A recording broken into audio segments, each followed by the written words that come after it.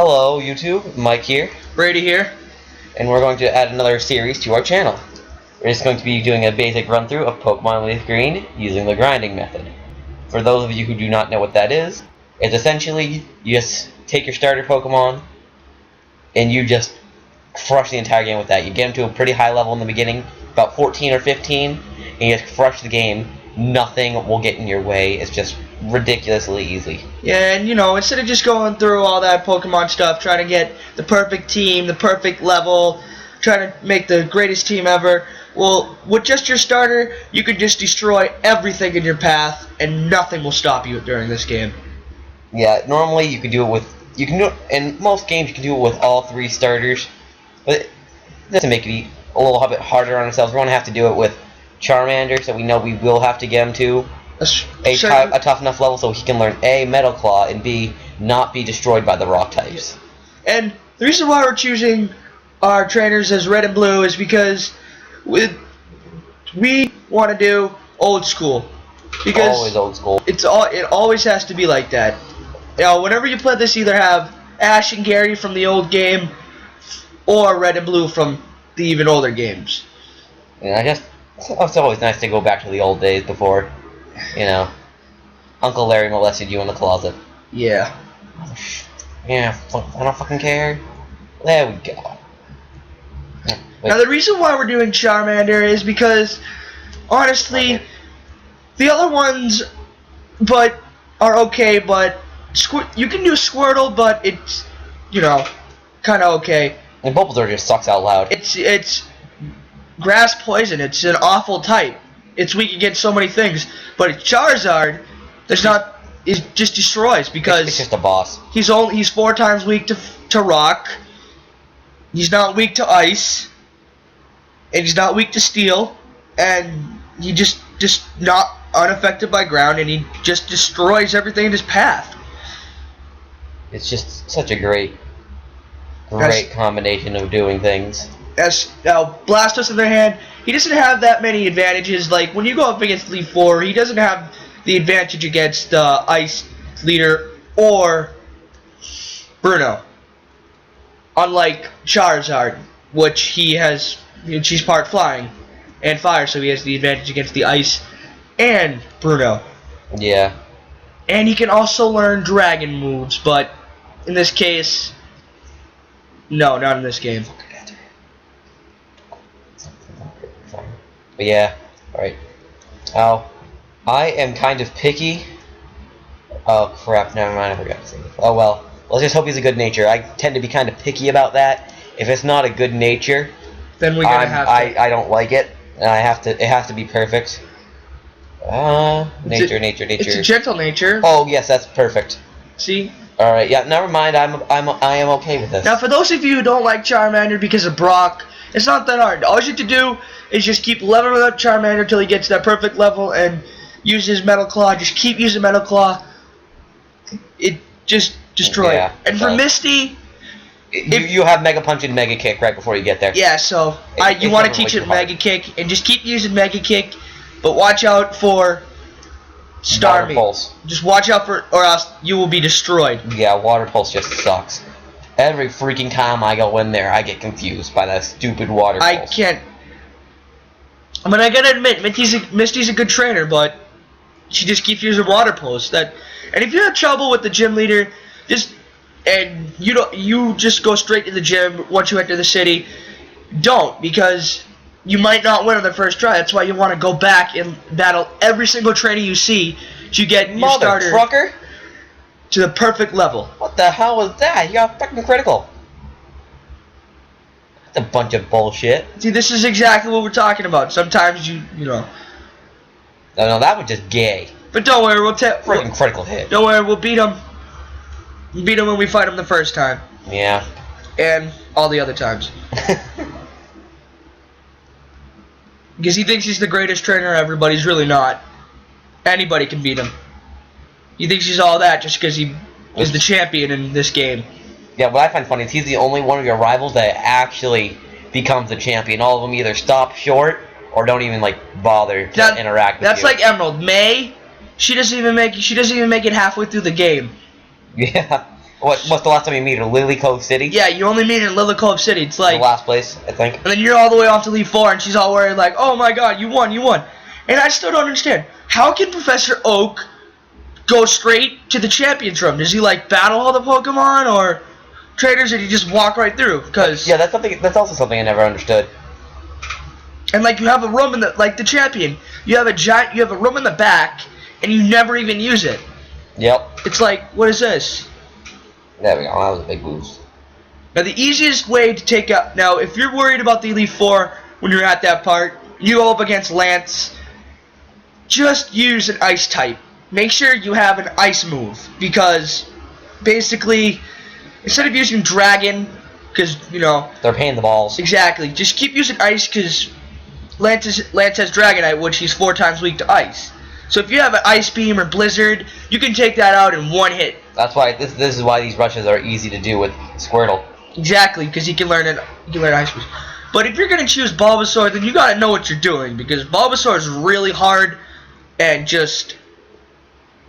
that's like when you're fighting. If you have a Bulbasaur, that's like trying to fight Blaine and Sabrina and Erica, then you better make sure you have good moves. Oh, yeah, let's grab this Oaks parcel. Now, I'm probably going to end up editing out the grind, because it's just a pain in the butt. Oh, and for those of you, no cheats, nothing. Whatsoever. Completely empty. Gonna be completely legit.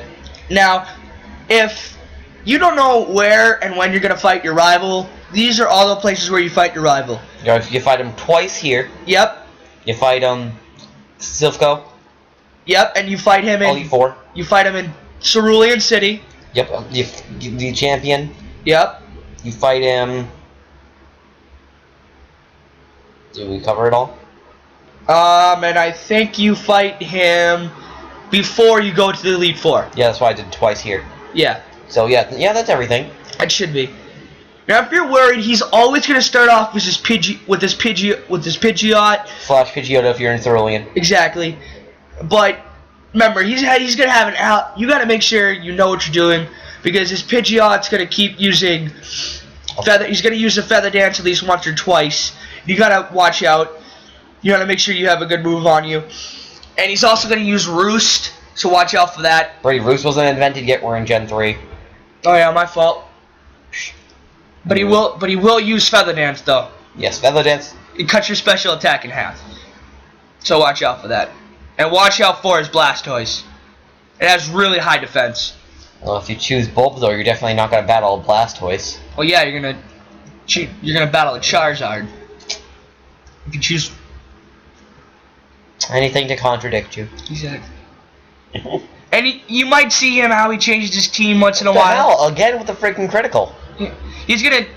You might see how in the beginning of the game he starts off with that first team, but as you battle him more and more, he switches his team up. Like his final team, when you battle him in the Elite Four, as the champion, he has a Gyarados, a Arcanine, a Rhydon, his Blastoise, his Pidgeot, and an Alakazam. That is and an Executor. He has a Pidgeot's his starter. Pidgeot, Blastoise, Alakazam, Arcanine, Executor, and Rhydon. He does not have Gyarados. He has Gyarados. No, what does he have? He does not have Gyarados. Remember, he has that in Heart Gold Soul Silver. As you battle him as the leader, remember? As the gym leader?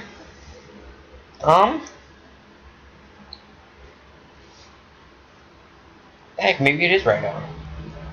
I could have sworn Gyarados. No. Oh, we'll find out. Yeah, but as far as I'm concerned, that is the right team. Alright, how about you viewers? You guys can put down in the comments what you're pretty sure his team is. We'll see who's right. Yes. I'm going for Gyarados, Brady for Rhydon. Yes. But if you have any questions, if you're stuck on something or anything like that, if you're already through the game and you're stuck on that, just leave a comment and eventually we'll let you know and we'll get there and we'll tell you how to do it.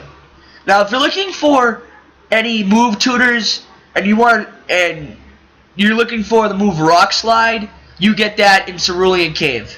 No, you get that in Rock Tunnel. What else to say? Yes. What the hell are you talking about? Now, if you're not gonna do this, and you're gonna at least have a Pokemon like that, either have a Rock and Ground type like Geodude or Onix, or take Hitmonchan or Hitmonlee. I prefer Hitmonlee because Hitmonchan, bro. I prefer Hitmonlee because he's well-rounded, he knows good moves, but some of you might not like Hitmonlee, most of you might like Hitmonchan because he can learn all the elemental punches, plus Sky Uppercut, which that is also a really good move. But if you're going to have Hitmonlee, make sure you teach it Rock Slide, Brick Break, Bulk Up. Was Bulk Up? No, Yep. I think Bulk Up was invented. Yep. Make sure you teach it Brick Break, Bulk Up, Rock Slide, and High Jump Kick. But I like High Jump Kick, but the only thing I don't like it is you get the smash. Oh, yes. Oh, sweet. And if you have a Pokemon like a Flying type that keeps using Double Team a lot, and you're gonna use High Jump Kick, don't, because you miss and you also hurt yourself. Yeah, I think it's kind of funny. And make sure when you're at the Elite Four, you buy a lot of full heals and hyper potions and revives. Yeah, see, that's another great thing about doing the solos, because you don't have to worry about buying. Oh yeah, I forgot the Sox and the Yankees are on. Oh yeah, go.